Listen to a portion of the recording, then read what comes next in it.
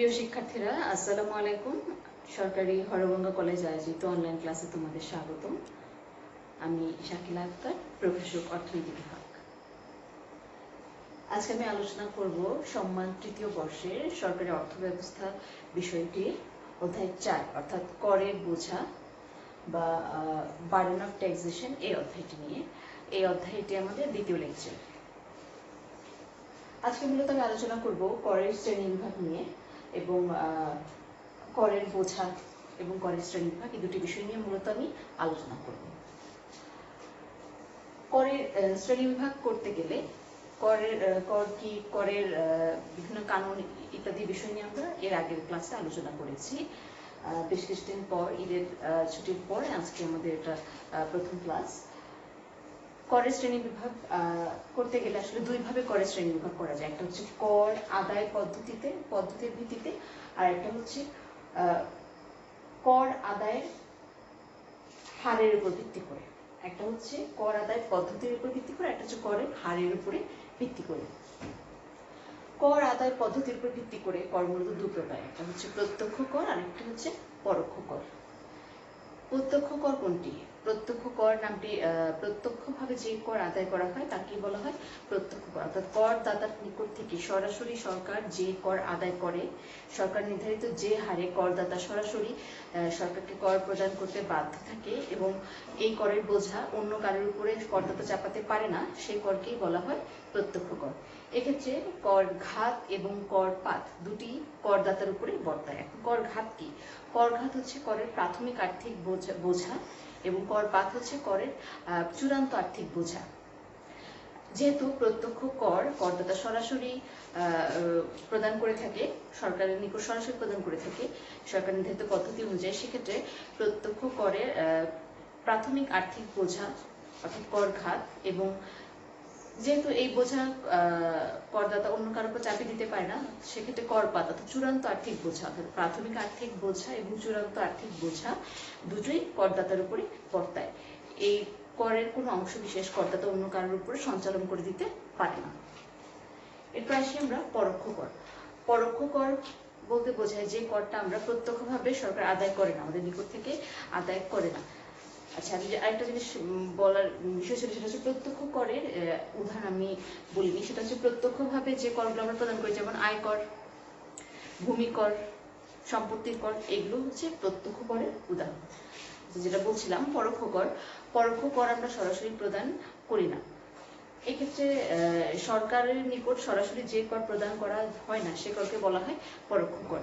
করদাতা এক্ষেত্রে করের বোঝা অন্যের উপরে চাপিয়ে দিতে পারে, অর্থাৎ কর পাত, করের আর্থিক কর ঘাত অর্থাৎ প্রাথমিক বোঝা করদাতা নিজে বহন করলেও কর পাত আর চূড়ান্ত আর্থিক বোঝা করদাতা অন্য কারোর উপর চাপিয়ে দিতে পারে।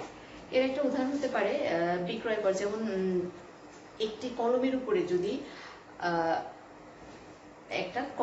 যদি সরকার 1 টাকা কর নির্ধারণ করে, সেক্ষেত্রে প্রাথমিকভাবে কলম বিক্রেতাকে সেই 1 টাকা প্রদান করতে হচ্ছে সরকারকে সরাসরি প্রত্যক্ষভাবে, কিন্তু বিক্রেতা পরবর্তীতে কি করছে, সেই 1 টাকা কলমের দামের সঙ্গে যুক্ত করে পরবর্তীতে ক্রেতাদের নিকট থেকে সেটা আদায় করে দিচ্ছে। অর্থাৎ এক্ষেত্রে করের কর ঘাত, করের প্রাথমিক আর্থিক বোঝা বিক্রেতা নিজে বহন করলেও কর পাত অর্থাৎ চূড়ান্ত আর্থিক বোঝা বিক্রেতা নিজে বহন করছে না, সেটা ক্রেতাদের নিকট থেকে আদায় করে নিচ্ছে। এই ধরনের করকে বলা হয় পরোক্ষ কর। যার উদাহরণ আমরা বললাম ভ্যাট একটা তার অন্যতম প্রধান উদাহরণ। এছাড়া রাজস্ব যে করগুলো আছে সেগুলো, রাজস্ব না আসলে ওই আমদানি রপ্তানি যে শুল্কগুলো আছে সেগুলোকে আমরা পরোক্ষ করের উদাহরণ হিসেবে ব্যবহার করতে পারি। এবার আসি কর আদায়ের হারের ভিত্তিতে করের প্রকার ভিত্তিতে আমরা একটু আলোচনা করি। কর আদায়ের হারের ভিত্তিতে কর 3 প্রকার: সমানুপাতিক কর, প্রগতিশীল কর, অধোগতিশীল কর। সমানুপাতিক কর কোনগুলো? সাধারণত কর তো আমরা আয়ের উপর ভিত্তি করে আয়ের উপরে প্রদান করে থাকি, তো যে করের হার আয় বৃদ্ধির সঙ্গে সঙ্গে বৃদ্ধি পায় সেগুলোকে বলা হয় সমানুপাতিক কর। আয়ের সর্বস্তরে সমান হারে বাড়ে। যেমন কারো যদি 100 টাকা আয়ের উপরে 10% কর নির্ধারিত হয়, সেক্ষেত্রে আয় যদি 200 টাকা হয়ে যায় সেক্ষেত্রে কর হার হয়ে যাবে 20%। অর্থাৎ সরি সর্বস্তরে একই হার, অর্থাৎ 100 টাকায় যদি কর 10 টাকা প্রদান করে তাহলে 200 টাকায় 20 টাকা, 300 টাকায় 30 টাকা করে প্রদান করবে। আয়ের সর্বস্তরে করের হারটা কি হবে? সমান হবে, সেটা হচ্ছে সমানুপাতিক কর। এবার আমরা আসি প্রগতিশীল কর। প্রগতিশীল সমানুপাতিক করে কি হচ্ছে, আয়ের করের হারটা সর্বস্তরে সমান থাকছে বিধায় আয় যত বাড়ছে সেই হারে কর বেড়ে যাচ্ছে। প্রগতিশীল কর হচ্ছে যদি আয় পরিবর্তনের সাপেক্ষে কর হার পরিবর্তন করা হয় তবে তাকে বলা হয় প্রগতিশীল কর। যেমন আয় যদি বাড়ে সেক্ষেত্রে কর হার বাড়বে, আয় যদি কমে সেক্ষেত্রে কর হার কমবে। অধোগতিশীল কর, এক্ষেত্রে এই করটা একটু একটু একটু একটু জটিল এই প্রক্রিয়াটি করের। সেটা হচ্ছে বর্ধিত আয়ের উপরে যখন কম হারে কর আরোপ করা হয় তখন সেটাকে বলা হয় অধোগতিশীল কর। যেমন 100 টাকা আয়ের 100 টাকা যদি কারো হয়, 100 টাকার উপরে যদি 10% কর আরোপ করা হয় সেক্ষেত্রে 200 টাকা যার আয় তার উপরে করা হবে 8%, যা 300 টাকা তার উপর করা হবে 7%। অর্থাৎ এক্ষেত্রে মোট কর আদায়ের পরিমাণ বাড়লেও আয় যে হারে বেড়ে যাচ্ছে কর ঠিক সেই হারে বাড়ছে না। অর্থাৎ আয় দ্বিগুণ হয়ে গেলে কর আদায় করের হার দ্বিগুণ হয় না, তার চেয়ে কম হারে বৃদ্ধি পায়। এটা হচ্ছে অধোগতিশীল কর। এবার আমাদের এই টপিকগুলো, এই কর আদায়ের হারের ভিত্তিতে করের শ্রেণীবিভাগ এবং কর আদায় পদ্ধতির ভিত্তিতে করের শ্রেণীবিভাগ, এই দুটোই গুরুত্বপূর্ণ, আমাদের পরীক্ষার জন্য অনেক বেশি গুরুত্বপূর্ণ। এছাড়া প্রত্যক্ষ পরোক্ষ করের মধ্যে পার্থক্য, এটা অনেক বেশি গুরুত্বপূর্ণ। প্রত্যক্ষ পরোক্ষ করের মধ্যে পার্থক্যগুলো আমরা একটু দেখে নিই সংক্ষেপে। এটা হচ্ছে কর ঘাত ও কর পাত। প্রথম পার্থক্য আমি একটু আগে সংজ্ঞা বলতে গিয়ে সেটা একটু বলে নিয়েছি, সেটা হচ্ছে প্রত্যক্ষ করের ক্ষেত্রে কর ঘাত ও কর পাত দুটোই করদাতার উপরে বর্তায়, কিন্তু পরোক্ষ করের ক্ষেত্রে কর ঘাত করদাতার উপরে বর্তালেও কর পাত করদাতার উপরে বর্তায় না, অন্য কারোর উপরে সঞ্চালিত হয়ে যায়। যেমন কলমের দাম দিয়ে যে উদাহরণটা দিয়েছি সেটা আমরা এখানে ব্যবহার করতে পারি। রিটার্ন দাখিল। প্রত্যক্ষ করের ক্ষেত্রে করদাতাকে তার করের সবকিছু হিসাব নিকাশ করে সরাসরি রিটার্ন দাখিল করতে হয় সরকার নির্ধারিত নিয়ম অনুযায়ী। কিন্তু পরোক্ষ করের ক্ষেত্রে করদাতা আমরা যে কোন কোন দ্রব্য ক্রয় করে কি পরিমাণ কর আমরা নিজেরা পরোক্ষভাবে দিয়েছি সেটা আমরা জানি না, সুতরাং এক্ষেত্রে রিটার্ন দাখিল করে করের রিটার্ন দাখিল করতে হয় না। করের প্রতিক্রিয়া। প্রত্যক্ষ করের প্রতিক্রিয়া সরাসরি করদাতার উপরে পড়ে, কিন্তু পরোক্ষ করের ক্ষেত্রে যেহেতু পরোক্ষ কর আমরা কি হারে প্রদান করছি আমরা নিজেরাই জানি না, সেহেতু সরাসরি প্রতিক্রিয়া আমরা দেখাতে পারি না। করদাতার কল্যাণ। প্রত্যক্ষ পরোক্ষ কর দুটোর ক্ষেত্রেই করদাতার কল্যাণ হ্রাস পায়। প্রত্যক্ষ করের ক্ষেত্রে করদাতার যেহেতু আর্থিক ক্ষতি হচ্ছে তার কল্যাণ হ্রাস পাচ্ছে, কিন্তু তুলনামূলক পরোক্ষ করের ক্ষেত্রে কল্যাণ সবচেয়ে বেশি হ্রাস পায়। কারণ হচ্ছে সেক্ষেত্রে একবার বিক্রেতা যে কর যদি কলমের যে উদাহরণটা আমরা বলেছিলাম, বিক্রেতা একবার নিজে কর প্রদান করছে, এরপর সে সেটা ক্রেতাদের নিকট থেকে আদায় করে নিচ্ছে। অর্থাৎ এক্ষেত্রে ক্রেতার ক্রয় ক্ষমতা বাড়ে, ভোক্তার উদ্বৃত্ত হ্রাস পায়। অর্থাৎ পরোক্ষ করের চেয়ে প্রত্যক্ষ কর সামাজিক কল্যাণ বেশি হ্রাস করে। নাগরিক চেতনা ও কর ফাঁকির প্রবণতা। প্রত্যক্ষ করের ক্ষেত্রে নাগরিক চেতনা আসলে বৃদ্ধিতে সহায়ক, কারণ হচ্ছে একজন নাগরিক যখন সরাসরি কর প্রদান করে তখন তার মধ্যে কি হয়, নাগরিকতা চেতনা বৃদ্ধি পায়, সামাজিক দায়বদ্ধতা থেকে সে কর প্রদান করছে তার সে চেতনা তার মধ্যে গ্রো করে, কিন্তু পরোক্ষ করের ক্ষেত্রে সেই সুযোগটা থাকে না। আবার কর ফাঁকির প্রবণতা প্রত্যক্ষ করের ক্ষেত্রে অনেক বেশি দেখা দেয়। পরোক্ষ করের ক্ষেত্রে যেহেতু আমরা বুঝতেই পারছি না যে পরোক্ষভাবে আমরা কি কর দিচ্ছি, অনেক সময় আমরা হিসাব করে সেটা বুঝতে পারি না, সেক্ষেত্রে ফাঁকি দেওয়ার প্রবণতা থাকে না, কিন্তু প্রত্যক্ষ করের ক্ষেত্রে কি হয়, কর ফাঁকির প্রবণতা দেখা যায়। সমতা, ন্যায় বিচার ও আয় বৈষম্য। প্রত্যক্ষ করের ক্ষেত্রে সমতা, ন্যায় বিচার প্রতিষ্ঠিত হয়, কারণ প্রত্যেকের উপরে আয়ের উপর ভিত্তি করে কর হার নির্ধারিত, যার সাধারণত প্রগতিশীল কর হয়, অর্থাৎ যার আয় বেশি তার উপর বেশি হারে কর নির্ধারিত হয়। কিন্তু পরোক্ষ করের ক্ষেত্রে সমতা, ন্যায় বিচার কিন্তু প্রতিষ্ঠিত হয় না, কারণ হচ্ছে বিক্রেতা যখন দাম বাড়ায় তখন ধনী দরিদ্র প্রত্যেকের ক্ষেত্রেই সে একইভাবে দাম বাড়িয়ে দেয়, বিধায় ক্ষেত্রে কি হয় না, সমতা, ন্যায় বিচার প্রতিষ্ঠিত হয় না। এবার আসি আয় বৈষম্য। পরোক্ষ কর সমাজের আয় বৈষম্য নিরসন করে, কারণ ধনীদের উপর অধিকারে কর আরোপিত হয়, গরিবদের উপরে বা কম আয়ের মানুষের উপরে কম হারে কর আরোপিত হয়। কিন্তু পরোক্ষ করের ক্ষেত্রে কি হয় না, সেই আয়ের যে বৈষম্য সেটা দূর হয় না, বরঞ্চ সেটা বাড়ে। দামের উপরে প্রভাব।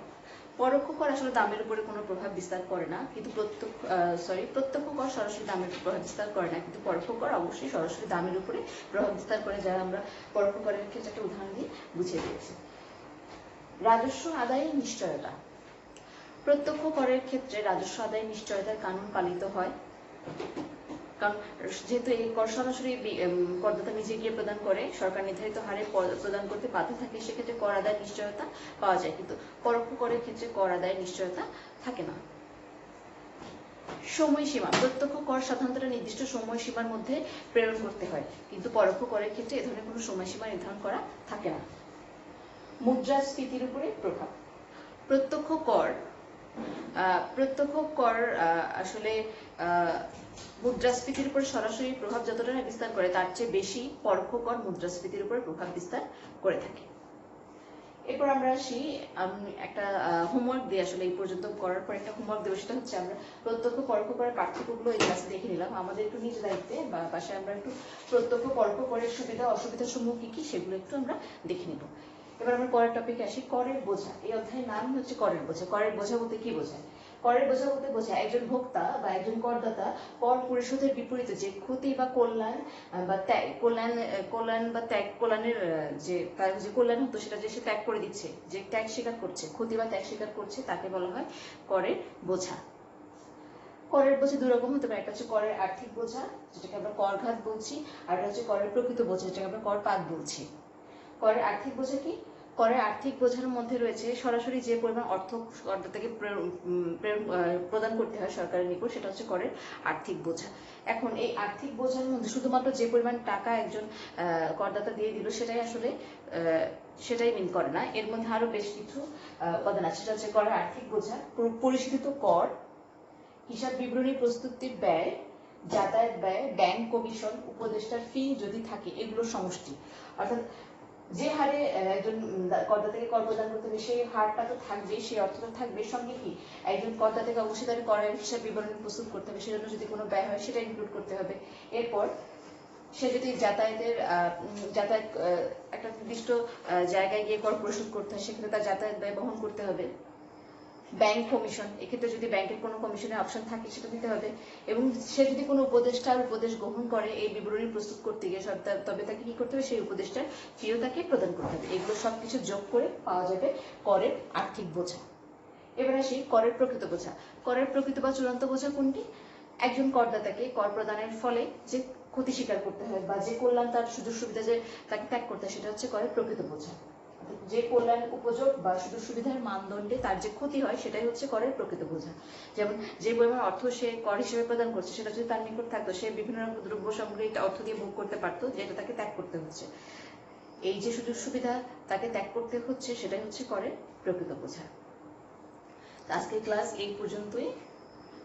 তোমরা সবাই ভালো থাকবে, সুস্থ থাকবে। সবাইকে ধন্যবাদ।